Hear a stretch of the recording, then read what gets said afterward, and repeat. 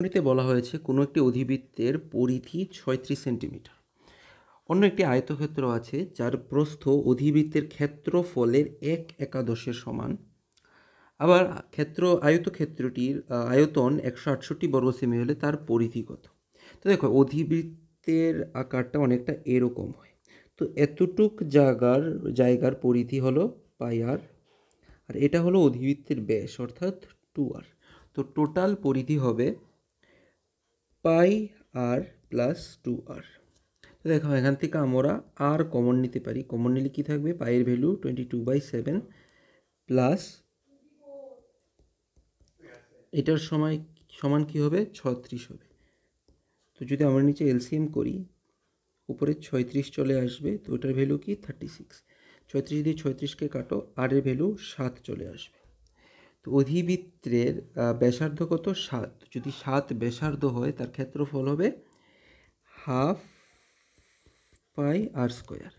তো হাফ পাই আর স্কোয়ার মানে 50। 7 দিয়ে 7 বার যায়, তো 11 বার যায়। তো অধিবৃত্তের ক্ষেত্রফল কত? 77।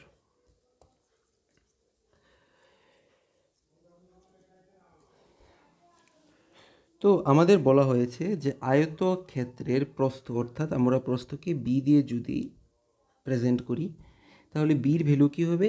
1/11 তো কাটলে আমাদের ভ্যালু কত চলে আসবে? 7 চলে আসবে। তো আমাদের প্রস্থ কত চলে আসলো? 7। আমাদের ক্ষেত্রফল কত? ক্ষেত্রফল 168 বর্গ সেন্টিমিটার। তো আমরা জানি আয়তক্ষেত্রের ক্ষেত্রফল দৈর্ঘ্য ইন্টু প্রস্থ, ওইটার ভ্যালু কত? 168।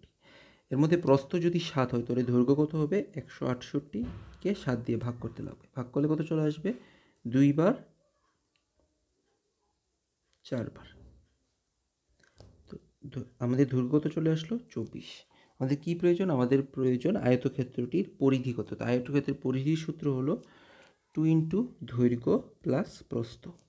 তো 2 ইন্টু 24 আর 7 কত? 31। 2 দিয়ে মাল্টিপ্লাই করে আমাদের 62 চলে আসবে। তো আনসার এ 62 সেন্টিমিটার।